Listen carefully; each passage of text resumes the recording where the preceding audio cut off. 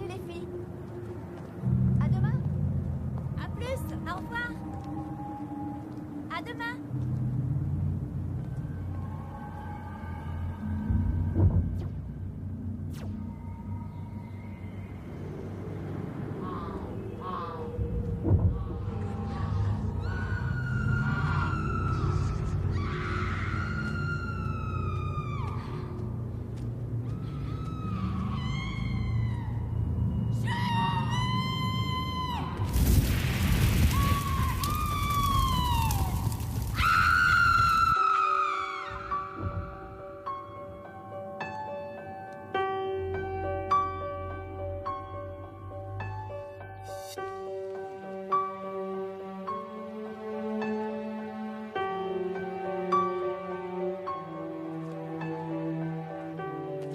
Très bien.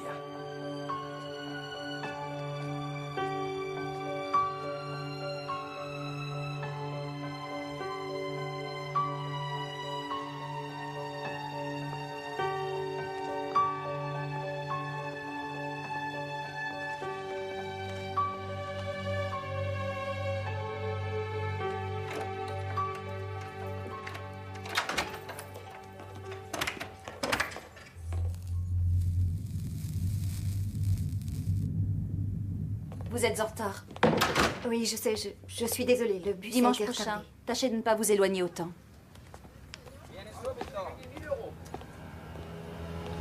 Bonjour. J'adore cette coupe. Non, c'est trop court. Non, c'est superbe. Comment trouves-tu sa nouvelle coiffure, Mirella? Tu aimes? Dépêche-toi un peu, on a rendez-vous à 7 heures. Ouais. J'ai changé Claudio, à vous de lui donner à manger.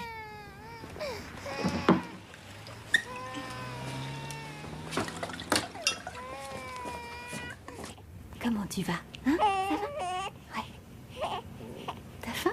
Si on allait manger, tu viens avec moi? Oh, mon petit Claudio.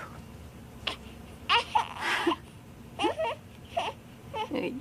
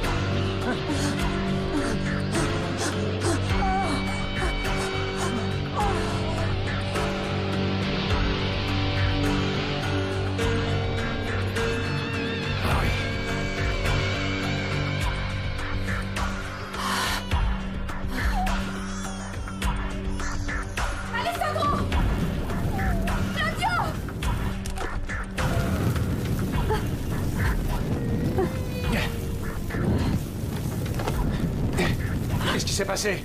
Vous fumiez? Non, je ne comprends pas. Cet après-midi, j'ai vu les ouvriers qui fumaient. Ça fait des heures, voyons. Je le prends avec nous cette nuit. Mirella. Mirella.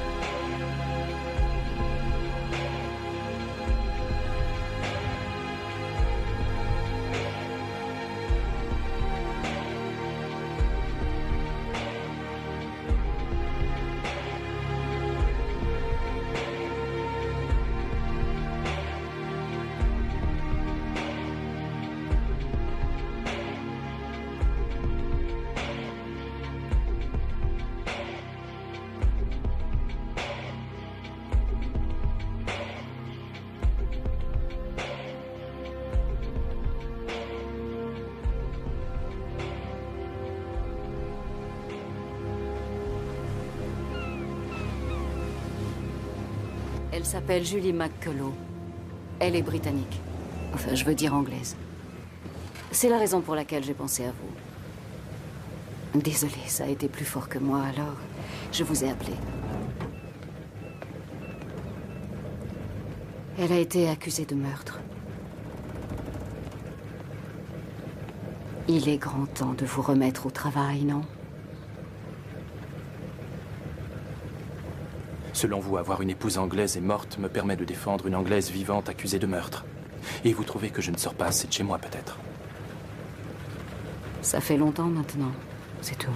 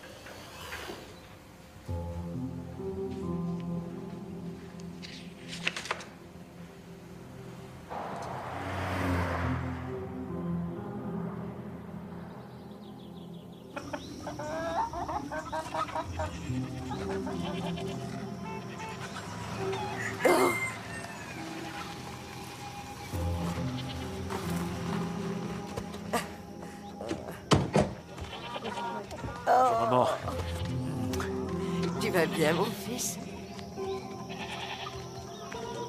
Merci.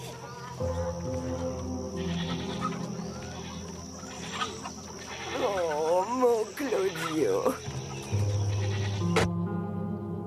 Il est l'heure d'aller faire dodo, mon bébé. Tu dois être fatigué. Hein? Après ce long voyage. Hein, mon Claudio? Très jolie, votre nouvelle coiffure. Elle met votre visage en valeur. Oh, merci. C'est ce qu'Alessandro a dit, d'ailleurs. Qu'il vous trouvait... magnifique. J'avoue qu'au début, j'ai détesté. Je trouvais que la coiffeuse y était allée un peu fort. Ah oui, et mon mari également, non? qu'est-ce qui vous est arrivé? Rien, une coupure. Profonde? Non, rien de grave. Alors, il faudra mieux désinfecter et mettre un pansement. Venez, entrons. C'est douloureux.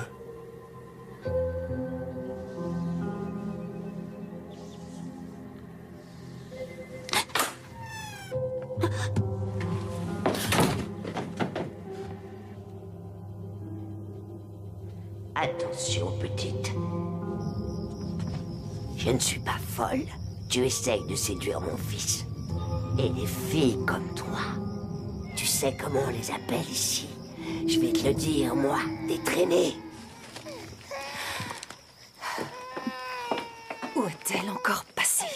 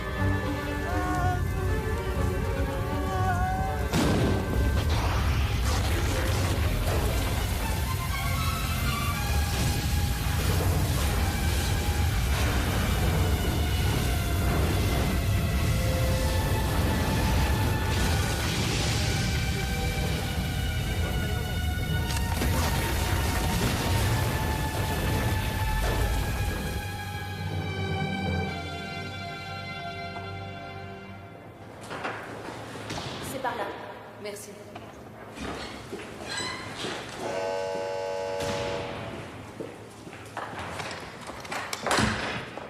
Isabella? Ah, alors vous l'avez lu? Oui, en effet. Et? Je ne promets rien, mais j'aimerais la voir.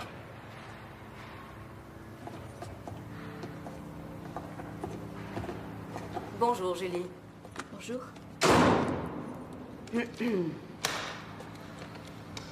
Je m'appelle Isabella Flores. Je représente le ministère public. Je vais devoir vous poser quelques questions. D'accord.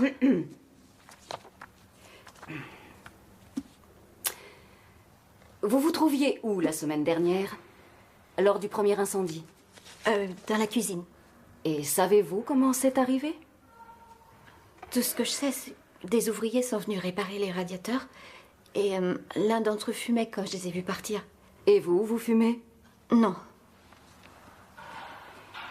Et pour le deuxième feu, celui qui a tué Claudio Scenzi, où étiez-vous quand il a démarré? Tué? Hélas, oui. Claudio est mort hier à l'hôpital. Vous l'ignoriez? Personne ne vous l'a dit.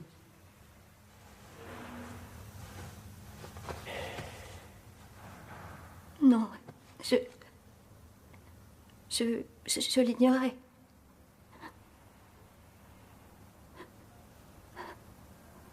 Je n'ai rien fait, moi. Je n'ai aucune idée de ce qui a pu se passer.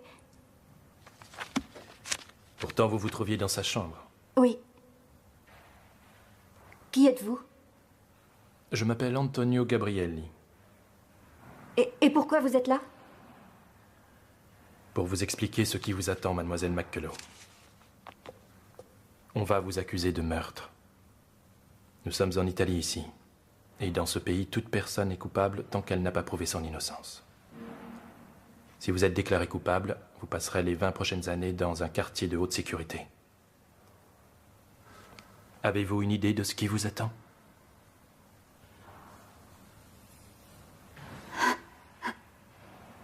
Ça n'a pas de sens. Je ne comprends rien. Enfin, je suis venue ici en tant que nounou. On me met en prison et là j'apprends que je risque d'en prendre pour 20 ans.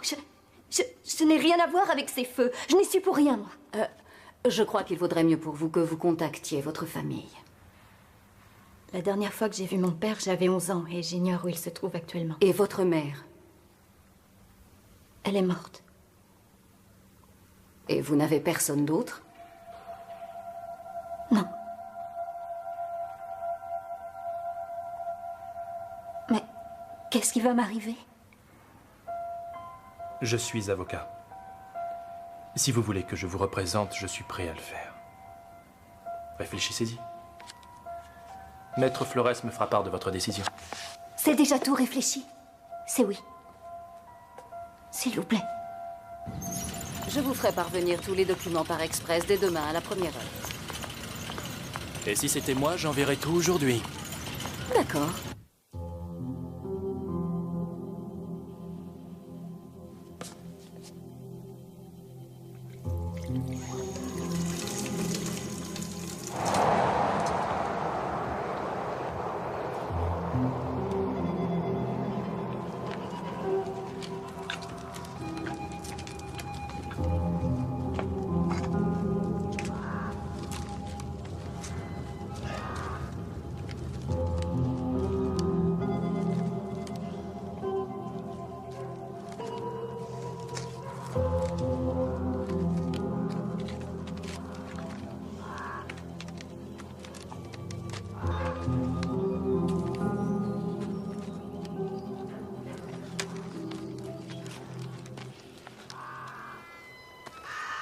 Vous avez trouvé un indice? Je ne suis là que depuis une demi-heure.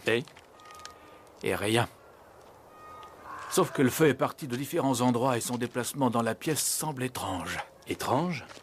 Très étrange. Qu'entendez-vous Vous par... recevrez mon rapport, un peu de patience.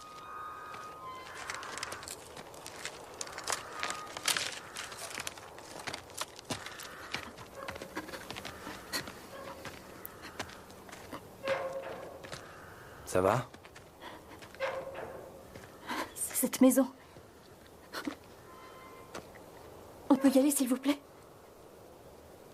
Bien sûr. Moi, je reste un peu. Ça va aller?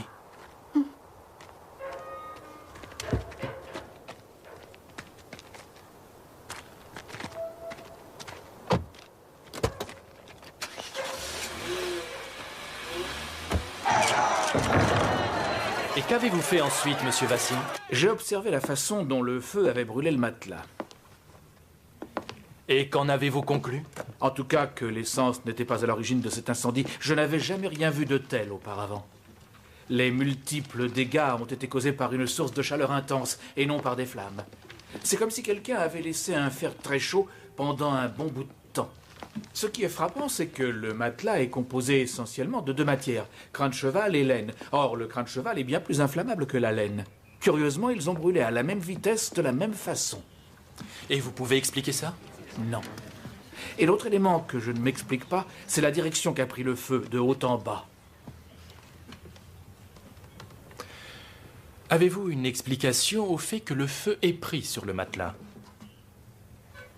Non.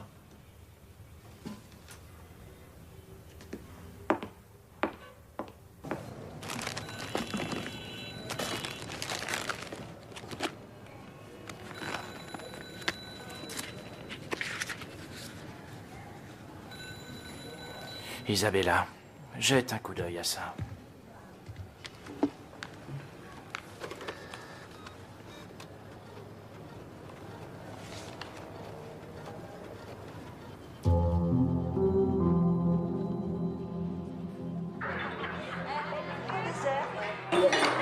C'est chouette, mes cheveux. C'est Marlène qui me les a coupés. Oui, cette garce. Viens ton voix tu l'envoies. Tiens,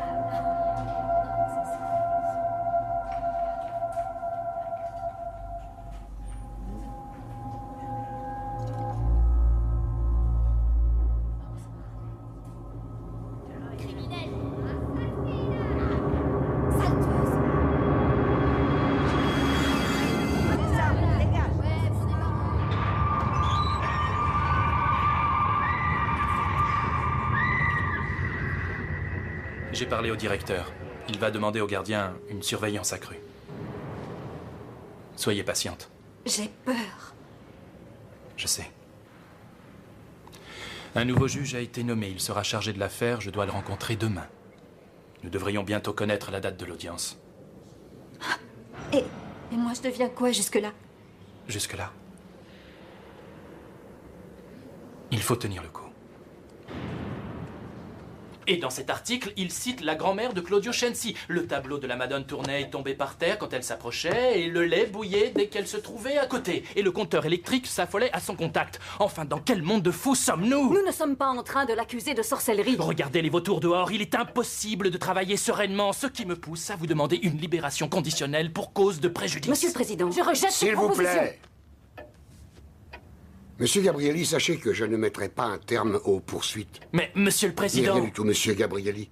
Le jury, composé de gens ordinaires et raisonnables, ne fera pas de chasse aux sorcières. La réponse est non. Monsieur le Président, si vous refusez tout accord, auriez-vous une date à me communiquer? La folie grandissante des médias stresse gravement ma cliente. Désolé, il ne me faut plus de temps pour examiner les Eh preuves. bien, dans ce cas, je souhaiterais que la décision de ne pas accorder de caution soit révoquée. Vous êtes aussi tenace que vos adversaires, monsieur Gabrielli. Ces messieurs de la presse que vous méprisez tant Maître, désolé, mais je n'envisage pas la liberté sous caution. Maître Flores, Monsieur le Président. je constate que le délai de prescription pour la présentation des preuves expirait là à 11 heures ce matin. Oui, j'en suis bien consciente, Votre Honneur, et je m'en excuse, mais des faits nouveaux sont apparus au moment de vous les rendre. Mais je vous assure que le dossier sera prêt à 10 heures demain sur votre bureau. Le délai de prescription pour la présentation des preuves expirait ce matin à 11 heures. Que les choses soient claires. Je ne tolérerai plus de retard de votre part. Oui, Monsieur le Président. Moi, j'ai perdu ma force de persuasion. Il nous a descendus en flèche. Vous comme moi. Vos preuves de dernière minute ne l'ont pas trop convaincu. En fait, j'ai fait une découverte. Quoi?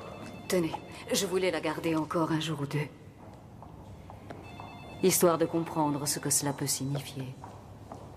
Pourquoi le buisson n'a-t-il pas brûlé? Et le suivant? Un vent d'une grande force courait le long des montagnes, mais Dieu n'était pas dans le vent. Et après le vent, il y eut un tremblement de terre. Mais Dieu n'était pas là. Et après le tremblement de terre, il y eut un feu. Mais Dieu n'était pas dans le feu. Et après le feu, on entendit une petite voix lointaine. Vous reconnaissez ces passages? Ils sont tirés de la Bible. Et ces mots vous évoquent quelque chose? Non. Dans ce cas, pourquoi les avoir soulignés? J'ai rien fait. Ça devait être souligné quand je l'ai eu. Avez-vous une fascination pour le feu, Julie? Non. Mais on a l'impression que vous l'attirez. J'ai pas mis le feu à la maison et je n'ai rien à voir avec ça, moi.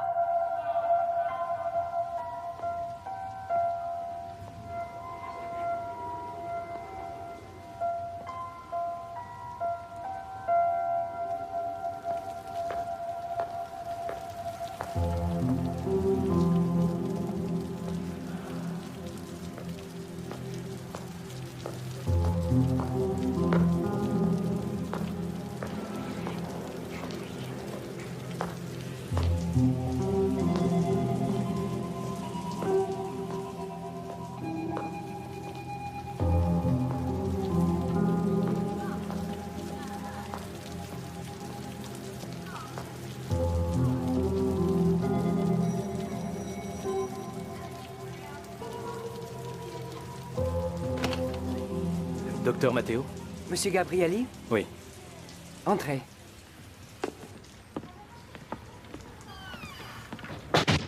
Vous êtes en retard. Excusez-moi, docteur, je n'étais pas venu ici depuis des années et pour tout vous dire, je me suis perdu. Asseyez-vous. Merci. Oh, malheureusement, je dois partir d'ici peu de temps. On m'attend. Oh, je serai bref. Le professeur Ferrara dit que vous êtes l'un des meilleurs psychiatres en Italie. C'est fort gentil. Les personnes qui vont composer le jury seront sensibles à l'analyse d'un psychiatre sympathique et indépendant. Ça peut s'avérer utile. J'ai jeté un œil sur l'affaire McCollum. Vous pensez que votre cliente est folle? Pardon?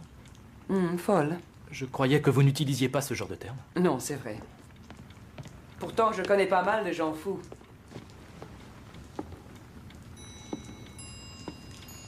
Seriez-vous prête à l'ajouter à votre collection? Donc, d'après vous, elle est folle. Ce n'est pas ce que je voulais dire.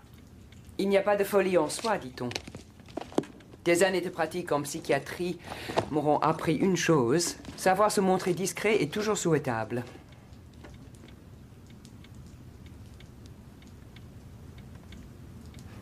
Pourquoi me fixez-vous ainsi, monsieur Gabrielli? Me trouvez-vous attirante? Non. En fait, oui. Désolé, ma sœur, j'avoue que j'ignorais que... Mère Frances, allons-y, nous discuterons en chemin. Donc, vous étiez conscient qu'elle était attirée par vous, c'est bien ça? J'étais conscient qu'elle semblait troublée, en effet. À quel moment précis avez-vous ouvert les yeux? Progressivement. Elle épiait mes faits et gestes, à chaque fois que je prenais un bain ou que je sortais de la douche. Vous semblez en très bonne condition physique pour quelqu'un de votre âge, n'est-ce pas? On peut dire ça, oui.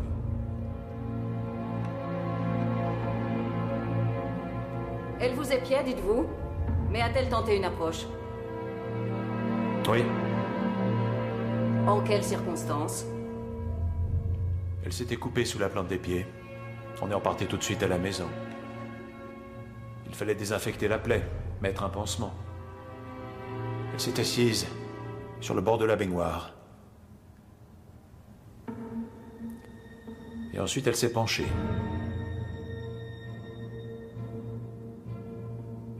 Et ensuite quoi, monsieur Chensi?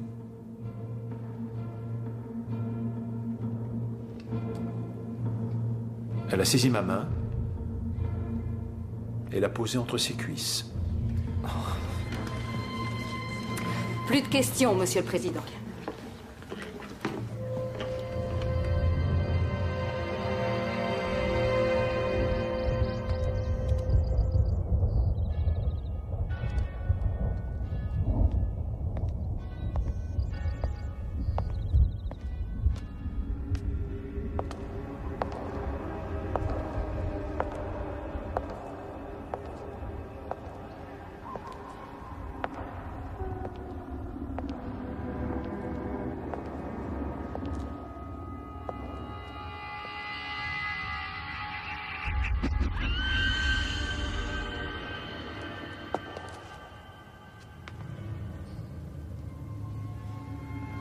Je l'ai gardé histoire de comprendre ce que cela peut signifier. Venez avec moi. Je suis en retard. Comment Julie a-t-elle pu entrer? C'est ouvert aux visiteurs le week-end. Elle a menti sur les passages de la Bible. Possible. Probable. Je connais beaucoup de gens bien qui n'arrêtent pas de mentir. Quel curieux point de vue pour une mère supérieure. Ah oui? Quand vous êtes passé me voir, vous avez dit que Taddeo Ferrara avait déclaré que j'étais l'une des meilleures psychiatres en Italie. Ça ne lui ressemble pas, ce genre de remarque, mais je lui ai demandé pour m'en assurer. Vous me suivez? Bien. Au risque d'entendre une semi-vérité, puis-je savoir pourquoi vous nous aidez? Je trouve ce cas d'étude fascinant. Il n'y a que des questions et pas de réponses, mais bon. Et puis je vous trouve très sympathique. J'aimerais vous montrer quelque chose. Cette photo se trouvait dans ses affaires.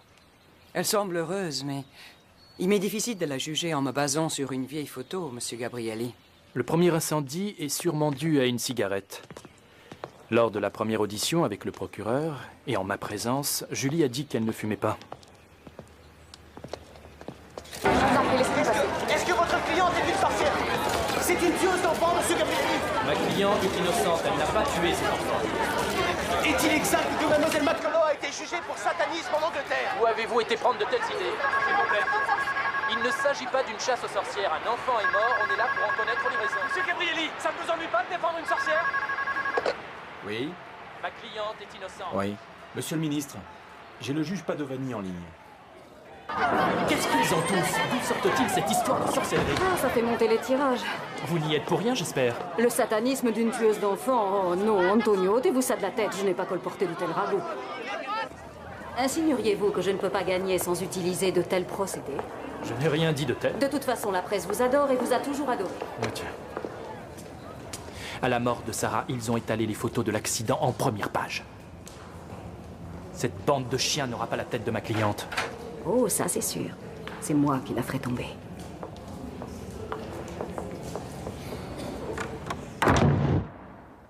Ça fait longtemps que vous et Monsieur Chensi êtes mariés? 6 ans.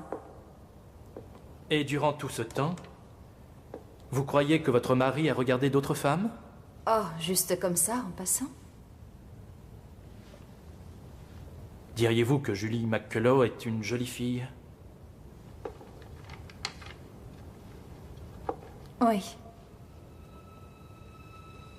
Votre époux, la trouvait-il attirante? Je l'ignore, nous n'avons jamais discuté. Vous n'étiez donc pas jalouse de Julie McCullough de sa jeunesse? Non. Et lorsque votre mari proposait à Julie de la conduire en voiture, cela ne vous ennuyait pas? Non, j'avais confiance. Nous sommes un couple heureux. Vous et votre mari, vous ne vous disputez jamais?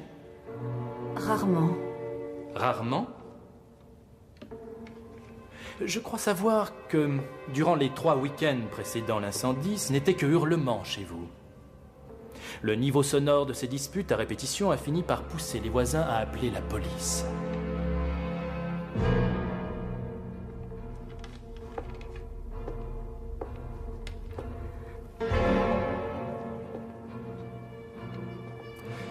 Est-ce que c'est vrai?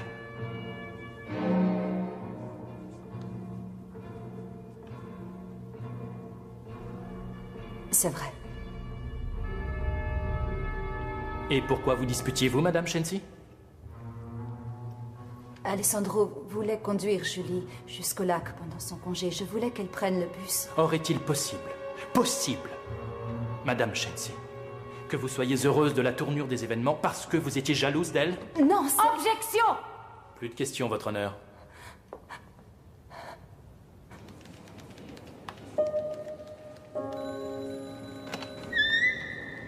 C'est bien engagé, non? Mieux qu'il y a une semaine. Écoutez, Isabella Flores va bientôt vous demander de comparaître. Rappelez-vous tout ce qu'on s'est dit. Gardez votre calme. Ne la laissez pas vous mettre en colère. Attention, la voilà!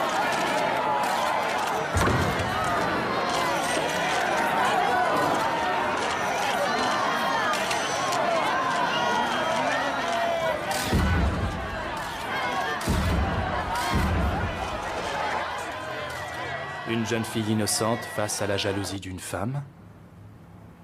Un mari qui outrepasse les bornes. Qui est responsable?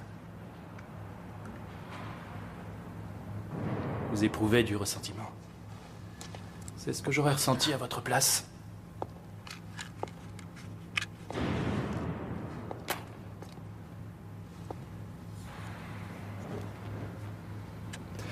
Vous craquez une allumette car vous avez envie de voir Mirella Shensi devenir la proie des flammes. C'est ce qui s'est passé. Vous vous êtes brûlé avec l'allumette. Elle est tombée sur le lit. Il a pris feu. Vous l'avez éteint tout de suite. Quelqu'un vous a appelé. Vous avez quitté la pièce. Mais le bout de l'allumette restait incandescent. Ça a permis au feu de couver et il s'est déclaré 2 heures plus tard. Ça n'a rien d'extraordinaire. C'est déjà arrivé.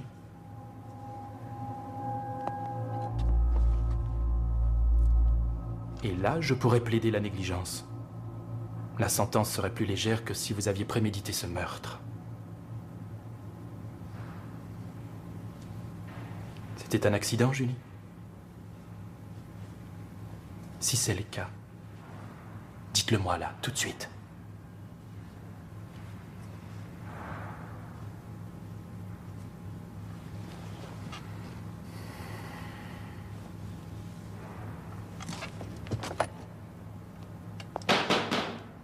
Monsieur Gabrielli.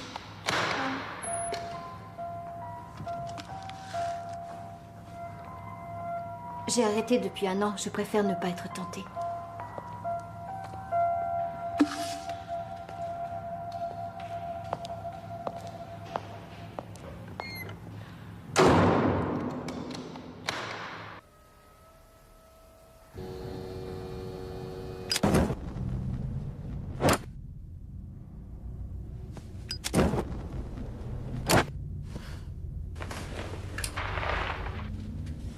Oui, j'ai vu.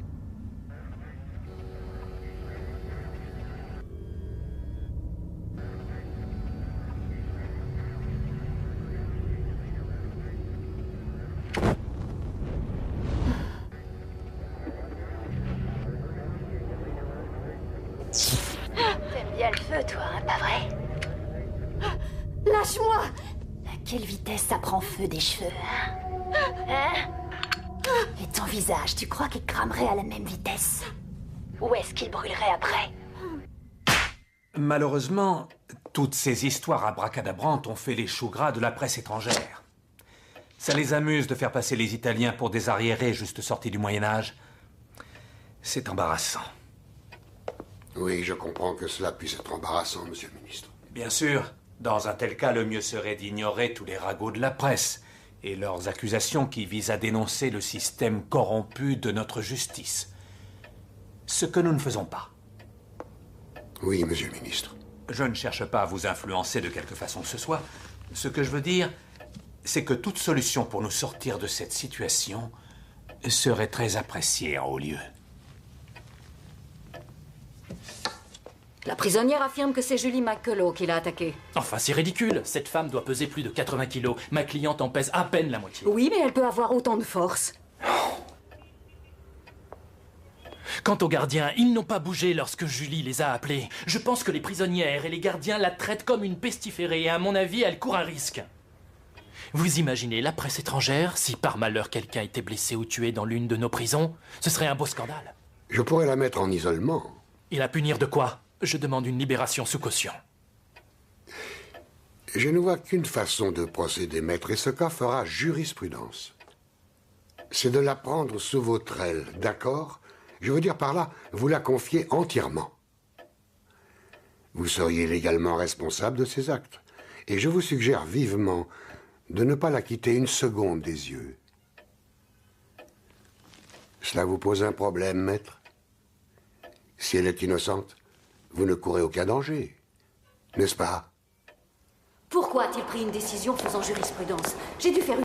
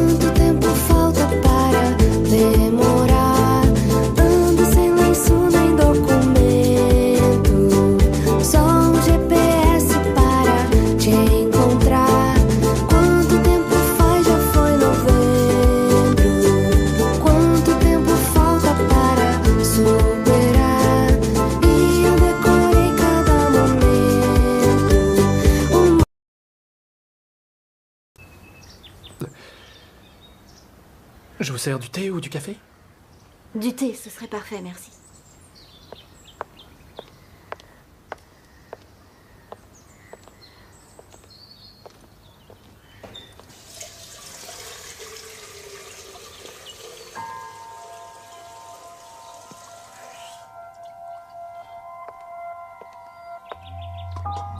Ça ne vous angoisse pas trop d'accueillir une pyromane? Être pyromane, c'est grave. Et je vais rester là, chez vous. Est-ce que ça vous inquiète?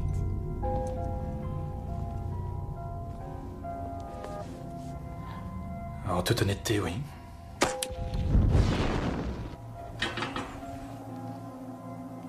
C'est bien ce que je pensais. Sans oublier que je suis soupçonnée de meurtre aussi.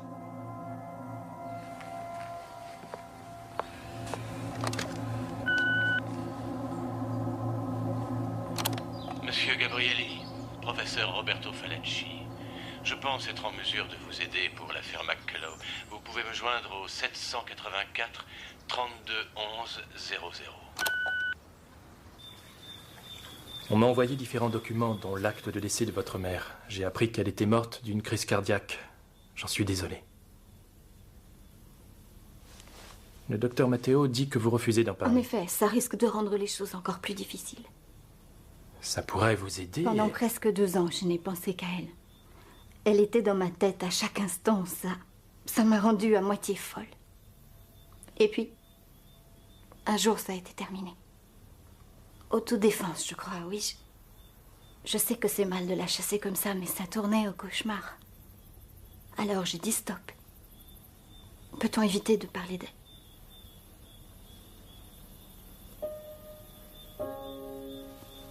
Bien sûr. D'accord, pardonnez-moi. Je me sens très fatiguée. Ça ne vous ennuie pas si je vais dormir? Bien sûr que non.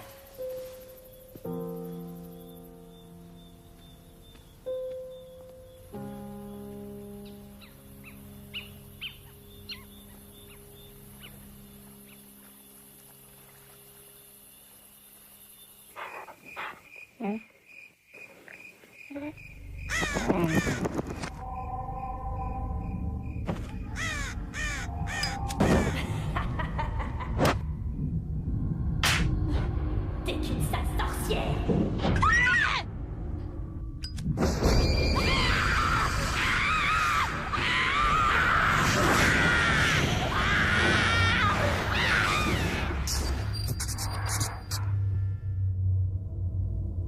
Non, Isabella, Julie était sortie de prison. Elle était avec moi. C'est quoi encore cette histoire?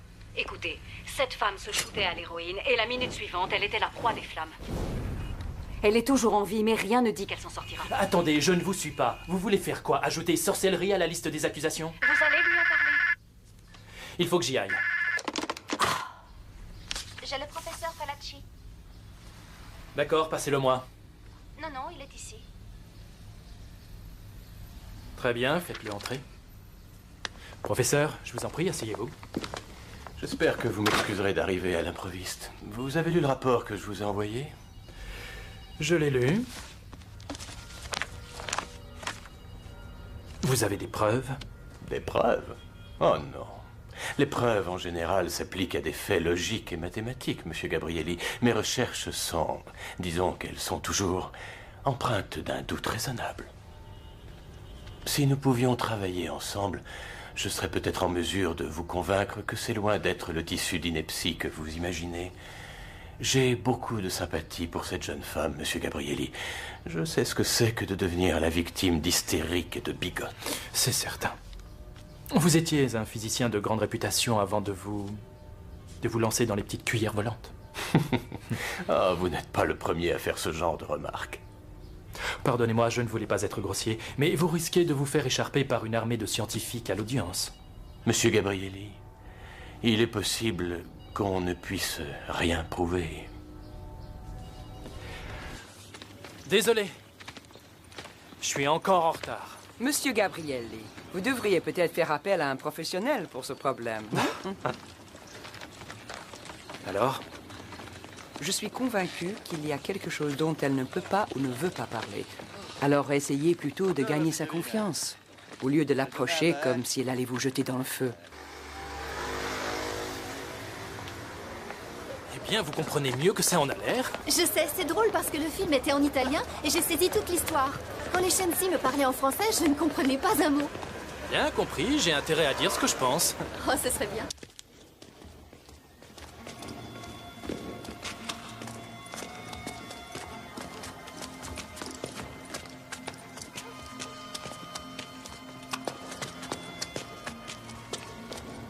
On va dîner? Oui. Je prendrai les cannelloni. Un cannelloni? Gnocchi à la napolitaine, s'il vous plaît. Très bien. Excusez-moi. Merci. J'aimerais vous confier quelque chose. J'ai bien réfléchi à ces passages de la Bible et je crois que c'est moi qui les ai soulignés. Ce qui est curieux, c'est que je ne me rappelle pas quand... Moi, je peux te dire que c'est ou pourquoi je l'ai fait. Mais vous ne vous souvenez de rien? De rien du tout. C'est le trou noir. Aucun souvenir. Ah.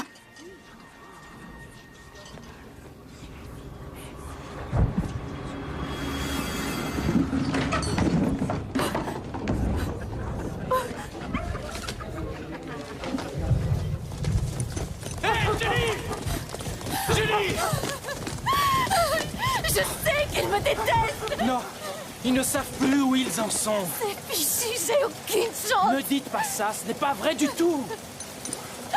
Vous allez me laisser tomber! Je ne vous laisserai pas tomber. Et vous, Julie, faites-moi une promesse. Promettez-moi de tout me raconter. C'est ce que j'ai fait! Je vous ai dit toute la vérité! Alors... Calmez-vous.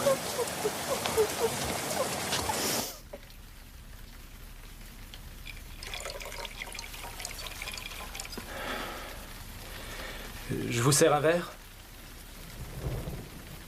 Non, merci. J'ai besoin d'une douche, ça me réchauffera.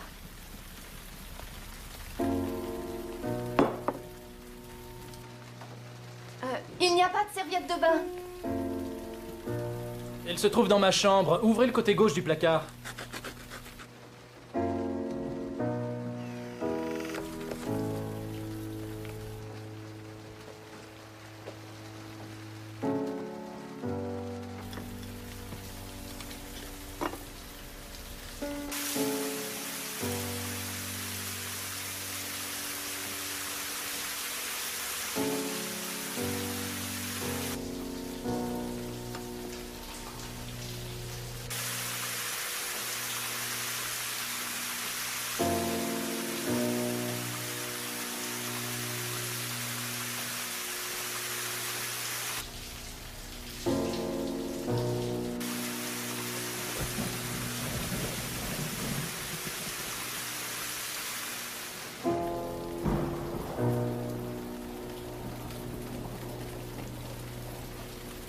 Julie?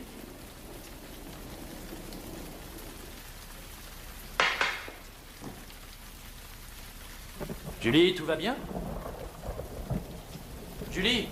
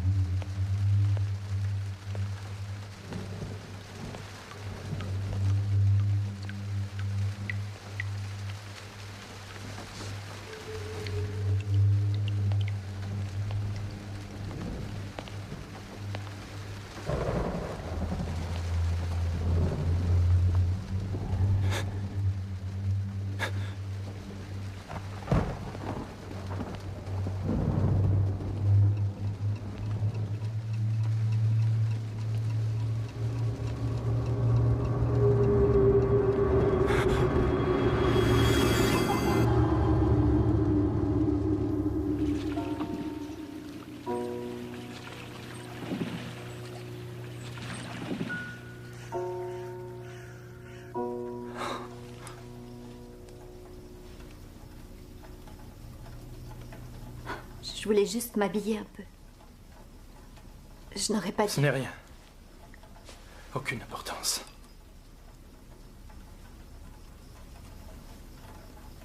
Allez, venez vous asseoir. Merci pour cette soirée. Mais de rien.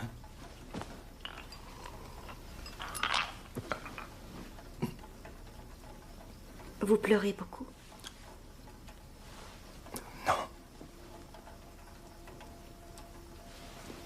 Pas assez, en fait. J'ai pris l'habitude de ne rien montrer.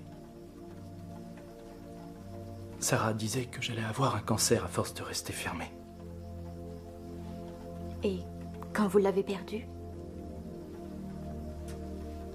Non, ce jour-là, j'ai pleuré. Jusqu'à ce que je n'ai plus de larmes. Vous savez, après la mort de ma mère, j'ai pas pleuré. J'ai été accueillie par des voisins le temps que le service social arrive et ils ont été si gentils. Ils m'ont montré où était la cuisine et puis ils m'ont laissée seule. Et là, sur la table, il y avait un grand verre de lait et un pain au lait.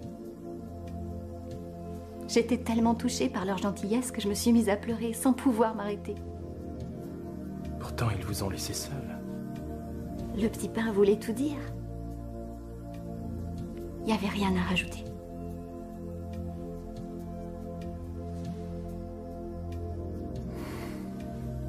Et vos amis, ils vous ont bien entouré? Oui, ils ont été gentils. Plus gentils que du lait et un petit pain. Là d'où je viens, un verre de lait et un petit pain, c'est spécial. C'est un cadeau. Pas étonnant que vous soyez venu en Italie. Écoutez, j'ai préparé un sandwich. C'est pas un pain au lait, c'est simplement un sandwich. Je vous le donne. Oui, c'est gentil.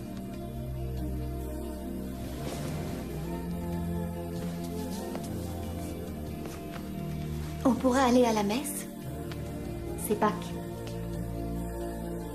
Vous avez vu ce qui s'est passé au restaurant. Je crains que ce ne soit pas une bonne idée.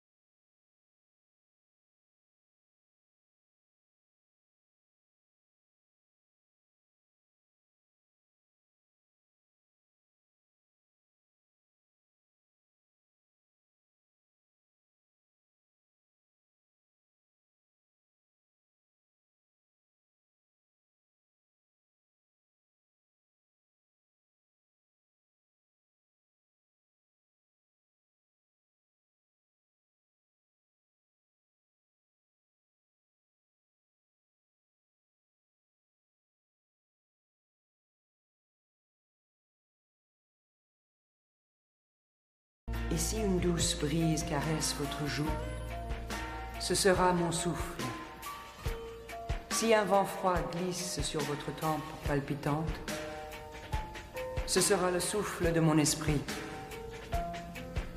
Que la puissance de cette nuit sainte disperse tous les démons, chasse la culpabilité, restaure l'innocence perdue et apaise ceux qui pleurent à naître chair.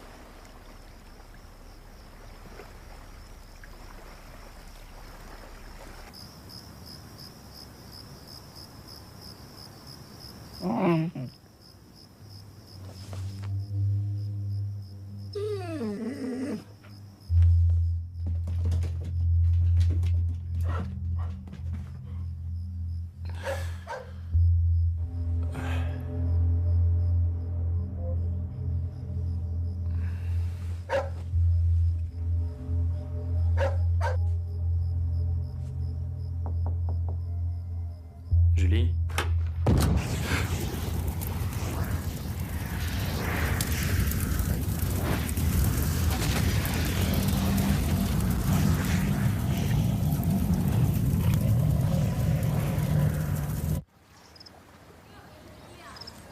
Antonio, j'essaie juste de vous aider. C'est à n'y rien comprendre. Tout l'encadrement de la fenêtre était en feu et elle dormait tranquillement. Vous auriez pu être tué. Vous pensez que c'est elle qui l'a fait? Je n'en sais rien. Écoutez, on peut peut-être demander une diminution de votre responsabilité vis-à-vis d'elle. Mais avant, soyez franc avec moi. L'avez-vous vu mettre le feu? Je ne l'ai pas vu mettre le feu. Je n'ai vu personne d'ailleurs. Ça reste inexplicable. Mais ça brûlait.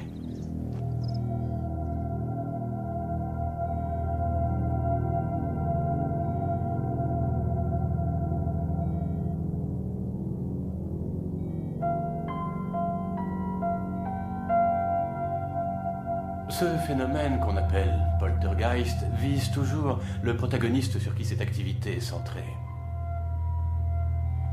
Le cas typique, c'est une jeune femme qui a subi une série de chocs émotionnels dans sa vie, mais n'a pas été traité pour maladie mentale. Dans la majorité des cas, ces sujets se trouvent être loin de chez eux et vivent dans des familles où il y a un fort degré de tension. Julie, pourriez-vous rejoindre Paolo, s'il vous plaît? Eh bien, monsieur Gabrielli, est-ce que je détecte bien un homme qui voit tout à coup son monde basculer? Qui vous dit que ce film n'est pas truqué? Parce que j'ai fait appel à 2 physiciens du Max Planck Institute. Ils ont soigneusement regardé qu'il n'y avait aucune supercherie, câble caché ou chose de ce genre. Ils n'ont rien trouvé.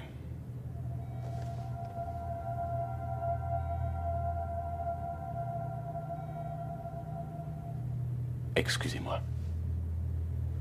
Un centre de recherche de rêve, dirigé par un maître du surnaturel.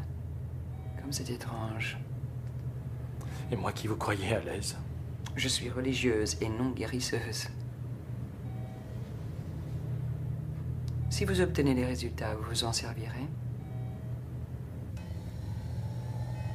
Je ne sais pas.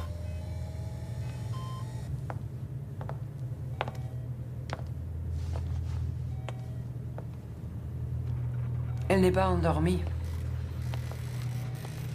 C'est pas grave, ça ne changera rien. Et maintenant? Maintenant, on attend.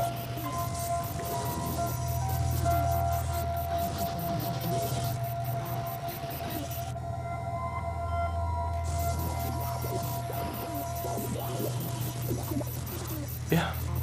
On dirait que ce n'est pas notre jour de chance. Je suis désolé.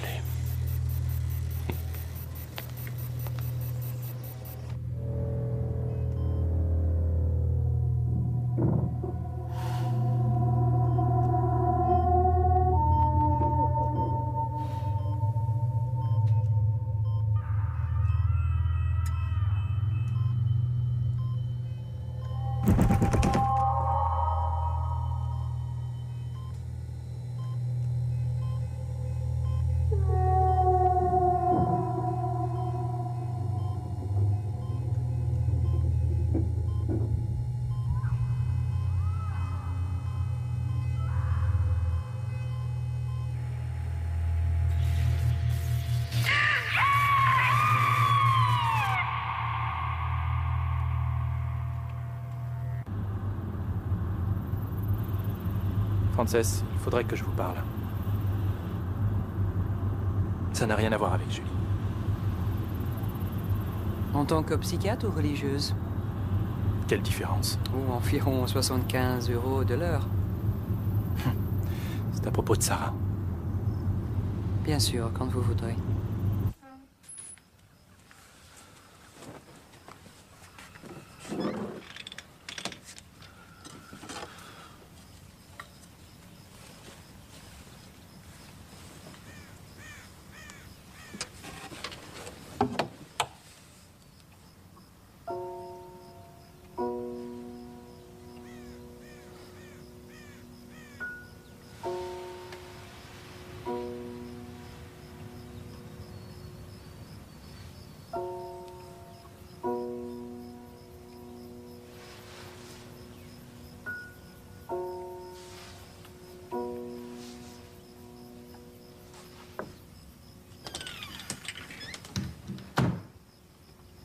Quel âge aviez-vous quand votre père a quitté la maison? J'avais 4 ans. Et combien de fois a-t-il cherché à vous contacter? À 3 reprises. À 3 reprises en une quinzaine d'années? Ça vous mettait en colère? C'est arrivé. Mais en général, ça me rendait plutôt triste. Et a-t-il essayé de vous contacter depuis votre arrestation? Non. Quel âge a votre père? 42, 43 ans. Et quel âge a Alessandro Censi?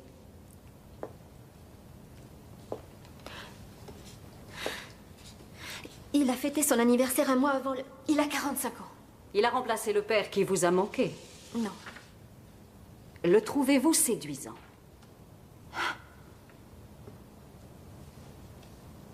La question est simple comme bonjour. Pourquoi hésiter? Oui, je le trouvais séduisant pour un homme de 45 ans. Il vous a plu, vous avez tenté de le séduire? C'est faux. Et le jour de l'incendie, vous n'avez pas mis la main de Monsieur Chensi entre vos cuisses et demandé de vous faire l'amour? Non. Comme il refusait toute relation, vous l'avez alors menacé de tout répéter à sa femme? Non, je n'ai jamais fait une chose pareille. Et vous dites la vérité? Oui. Vous l'avez toujours dite? Oui, enfin, pas toujours.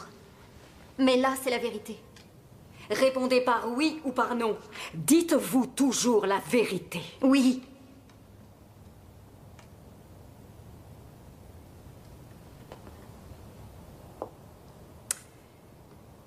Quel âge aviez-vous à la mort de votre mère? J'avais 15 ans.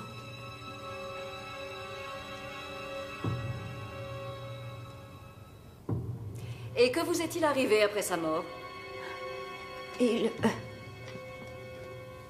n'y avait personne pour s'occuper de moi, alors on m'a mise dans un centre dirigé par une association.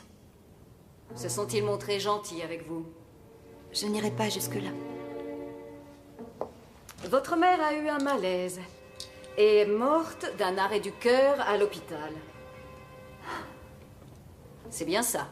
Monsieur le Président, on essaie d'intimider ma cliente. C'est inacceptable. Maître Flores? J'y arrive tout de suite, Monsieur le Président.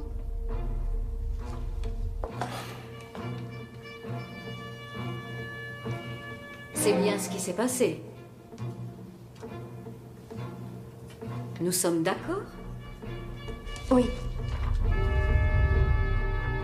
Monsieur le Président, ce week-end, en étudiant les preuves concernant cette affaire, l'un de mes assistants a découvert une anomalie dans l'un des documents que les Anglais nous ont envoyés concernant la mort de la mère de la prévenue, Madame Anne McCullough. C'est en les réexaminant que nous avons constaté l'erreur. La date de naissance de la mère défunte était le 1er septembre 1923. Ce qui signifie qu'elle aurait eu 73 ans le jour de sa mort. Alors on a immédiatement contacté la police de la ville de la défunte, et ce n'est qu'hier qu'on nous a envoyé ce rapport tant attendu. Il semble que le nom de McCullough soit extrêmement répandu. La personne chargée de réunir des informations avait confondu la mère de la prévenue avec une femme qui avait le même nom et était morte la même année d'un arrêt cardiaque.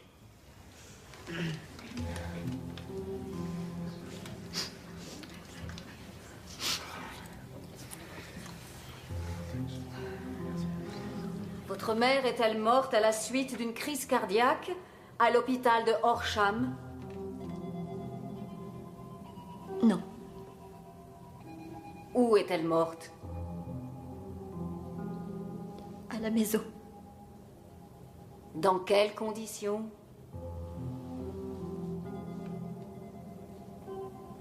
Dans un incendie. Je proteste, votre honneur. Devant ces nouvelles preuves produites par l'accusation, je demande à la Cour de me laisser une journée pour consulter ma cliente. Non. La Cour rejette votre requête, maître Gabrielli. Nous nous retrouvons après déjeuner. Le verdict sera rendu aujourd'hui.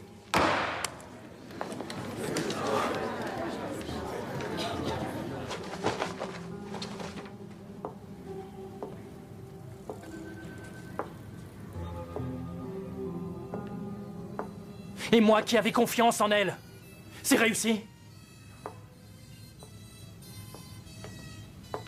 Dire que je l'ai accueillie chez moi, où elle a bien failli déclencher un début d'incendie. Et là, elle me fait passer pour le parfait idiot du village aux yeux de tous. Je le reconnais. Cette petite a un talent indéniable. Alors, selon vous, la coupable, c'est elle?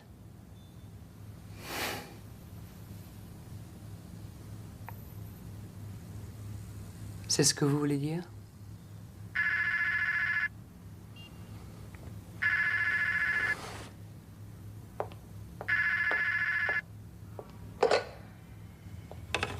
Julie McCullough est ici. Oui, faites-la entrer.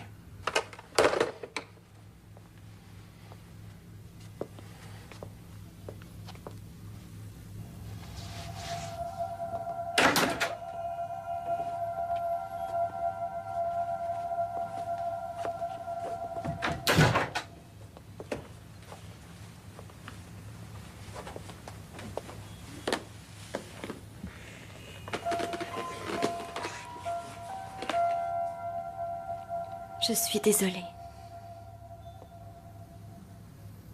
Je ne veux rien entendre.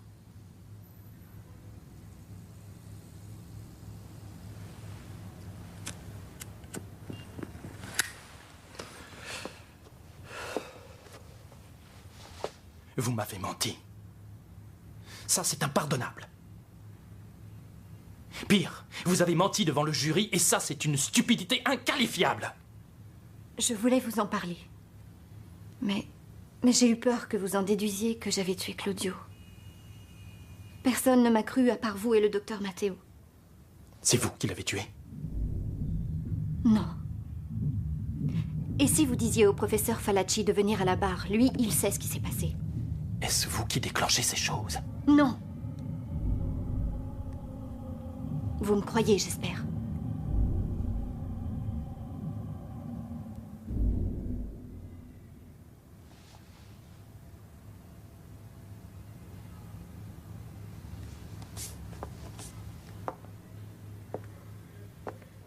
Julie, je veux que vous disiez à la cour ce qui s'est passé exactement le jour de la mort de votre mère.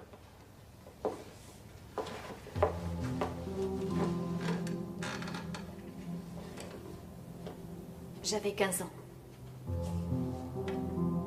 Et 3 mois. Ce jour-là, je revenais de l'école. C'était enfin...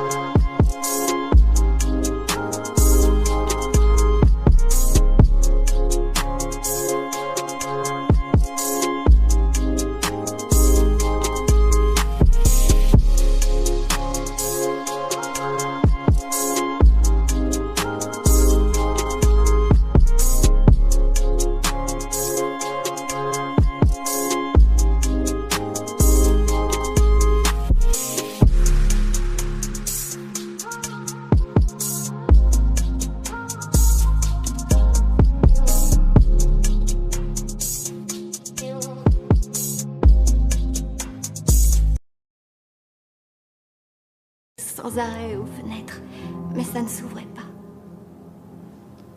Alors j'ai pris une brique, je l'ai jetée et les vitres ont volé en éclats. Tout l'air s'est engouffré,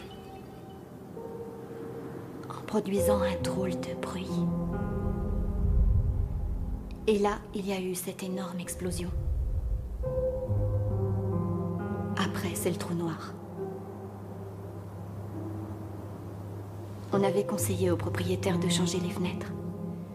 Mais celles qu'on avait posées ne s'ouvraient pas. Des fenêtres qui s'ouvrent, ça coûte bien plus cher.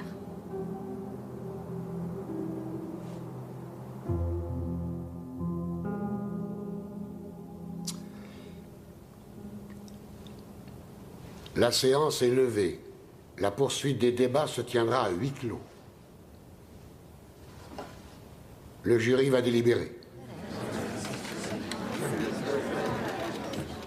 Je propose que la défense accepte une peine de 6 ans dans un hôpital psychiatrique. Vous y êtes déjà allé? Je n'y laisserai pas mon chien. Oh, je suis désolée. La question de la responsabilité reste posée malgré tout. Soit elle souffre d'un choc émotionnel, ce qui la pousse à allumer des feux où elle se trouve, ou il faut bien considérer la possibilité qu'elle soit peut-être impliquée dans la mort de sa mère. Peut-être vous faut-il du temps pour considérer cette offre, maître? Ce ne sera pas nécessaire. Monsieur le Président, j'aimerais appeler un nouveau témoin.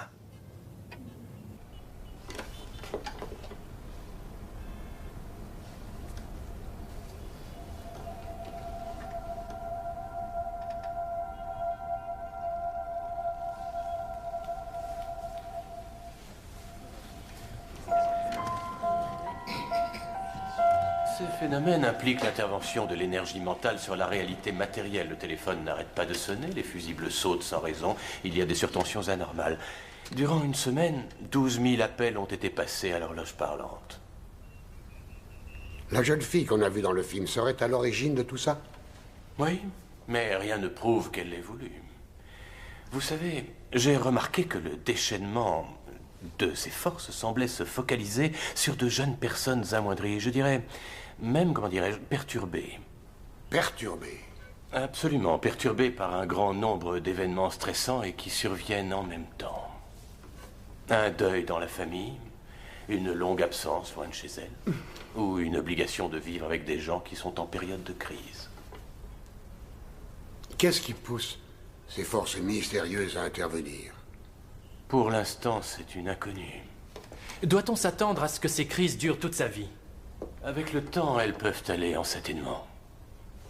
Lors de mes recherches, j'ai constaté la disparition du phénomène lorsque la personne prenait la décision de se confronter au traumatisme qu'elle avait subi. Cet axiome psychique semble intervenir sur la matière et la maîtriser. On va jusqu'à dire que cette confrontation courageuse permet un retour à une vie normale. Donc, professeur, vous n'allez pas jusqu'à dire que vos études sur le paranormal ont une quelconque autorité sur notre compréhension. Ce qui m'importe, c'est de percer certains mystères de la nature, non de la détruire. Je n'ai plus de questions.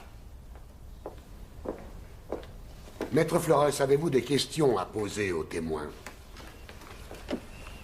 Monsieur le Président, je n'ai pas l'intention d'accorder une quelconque crédibilité à ces preuves par un contre-examen.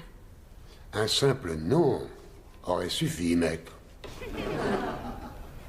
Monsieur le Président, Julie McCullough est quelqu'un de violent, jaloux et mauvais. Nous tenons le mobile, les faits probants et la preuve irréfutable que Julie McCullough a triché et menti. Non, nous n'avons rien de tel. L'accusation a inventé un mélodrame où ma cliente serait la meurtrière jalouse. Où sont passées les preuves? Je n'en vois aucune. Je suis ravie de voir que ce mot « invention » irrite la défense, car je viens de l'entendre affirmer que les feux s'étaient allumés comme par enchantement. Ce mot inventif n'a pas lieu d'être dans une cour de justice. Par contre, j'en vois d'autres qui le pourraient. On a fait appel à 2 scientifiques étrangers. À eux 2, ils cumulent 50 années d'expérience d'expertise en incendie. Savent-ils quelque chose? Ni l'un ni l'autre. L'accusation est heureuse de concéder que la prévenue est intelligente, mais également coupable. Ça ne tient pas debout, voyons. Une jeune fille qui n'a pas fait d'études ne peut pas berner 2 scientifiques de renom. Elle a menti. Et sur les incendies, et sur la mort du petit Shensi. Convenez-en. Et tout le monde ici a été témoin de ce mensonge. Silence! Je ne tolérerai pas que vous vous chamailliez en ma présence. Veuillez m'excuser, Monsieur le Président. Ça ne se reproduira plus. Je demande à la Cour la permission de répondre à la dernière remarque faite par l'accusation.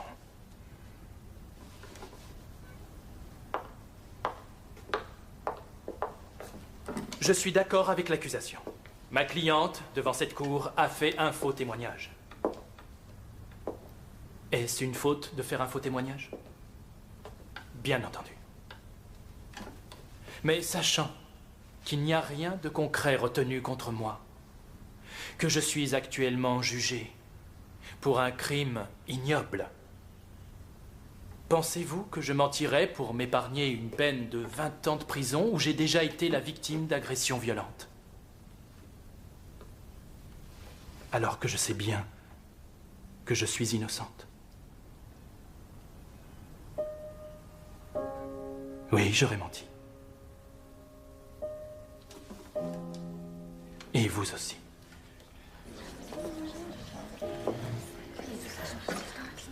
Vous devez être certain, avant d'envoyer cette jeune femme en prison, absolument certain de ce qui s'est produit cette nuit-là dans la chambre de Claudio Shensi. Basez votre jugement sur le fait, le seul qui soit à votre disposition aujourd'hui. Le fait que nous n'avons aucune preuve.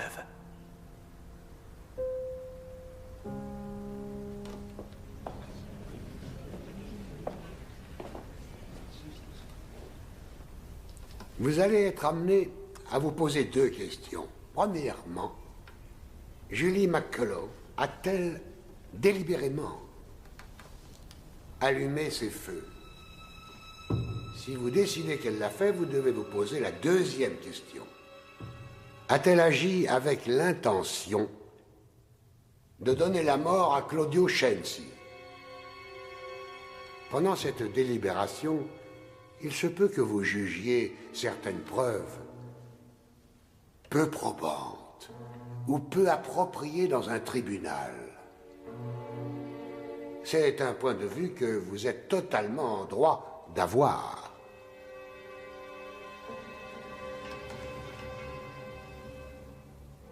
Vous pouvez vous retirer.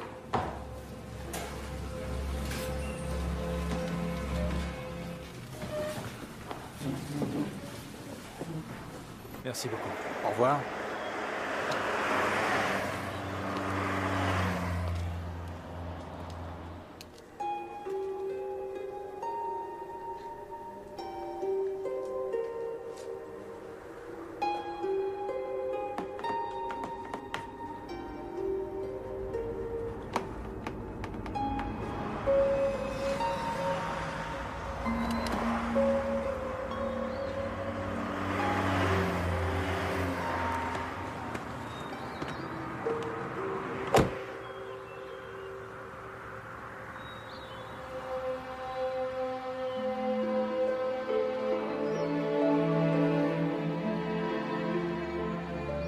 Quand elle a disparu,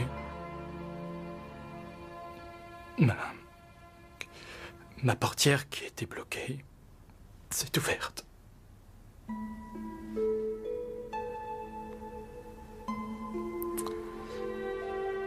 Elle doit vous repousser.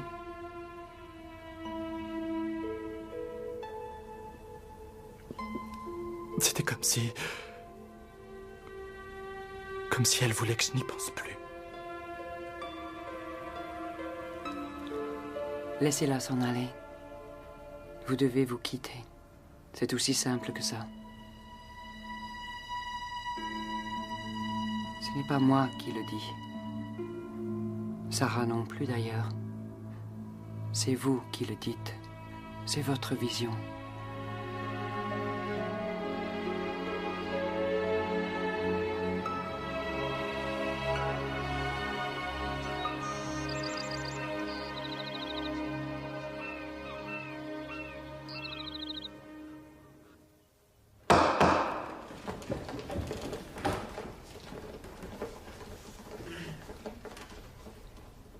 Avez-vous rendu votre verdict?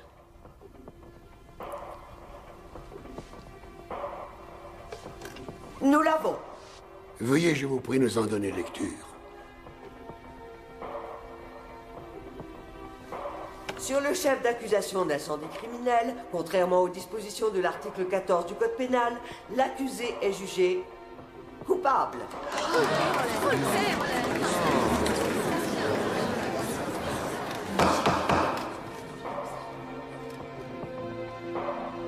Sur le second chef d'accusation, meurtre intentionnel et contrairement aux dispositions de l'article 14 du Code pénal, l'accusé est jugé non coupable. Silence, je fais évacuer la salle. Julie McCullough, vous avez été jugée coupable d'incendie volontaire. La peine requise par la loi est de 3 ans d'emprisonnement. Cependant, compte tenu de votre âge et de la longue période de détention préventive, qui en d'autres circonstances vous aurait permis une libération conditionnelle, j'ordonne votre libération.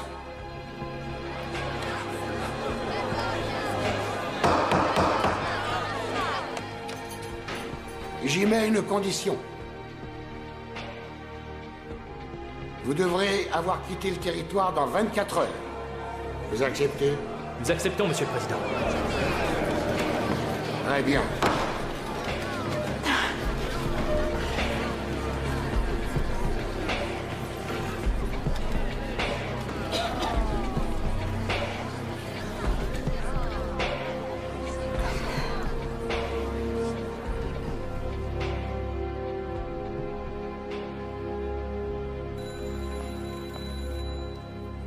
Félicitations, Antonio. Merci. Vous savez, j'essaie en vain de me souvenir pourquoi j'avais tellement insisté pour que vous vous chargiez de l'affaire. Je l'ai totalement oublié et pourtant, ça me rend folle. Vous aviez donné l'impression qu'elle pouvait être innocente. Oh, ça... J'ai fait une belle erreur. Écoutez, je pars m'aérer à la campagne ce week-end. Pourquoi ne viendriez-vous pas? Plus de mauvaise surprise? Non. Non, promis, juré. Je vous appelle.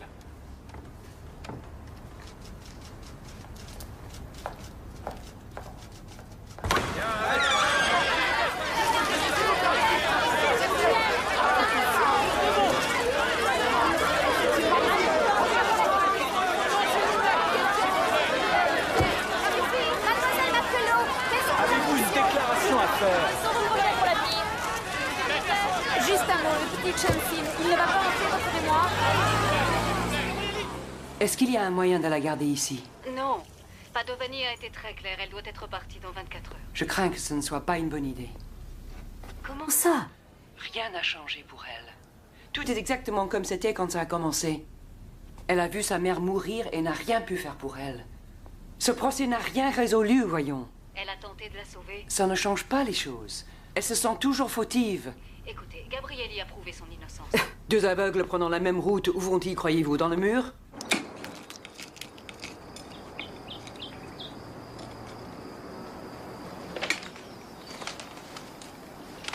Julie McCullough doit quitter l'Italie ce soir.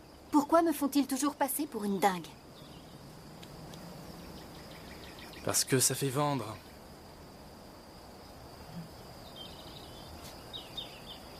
Il serait grand temps de faire votre sac, vous ne croyez pas? Je voulais juste vous dire que... Pitié. Arrêtez de me remercier.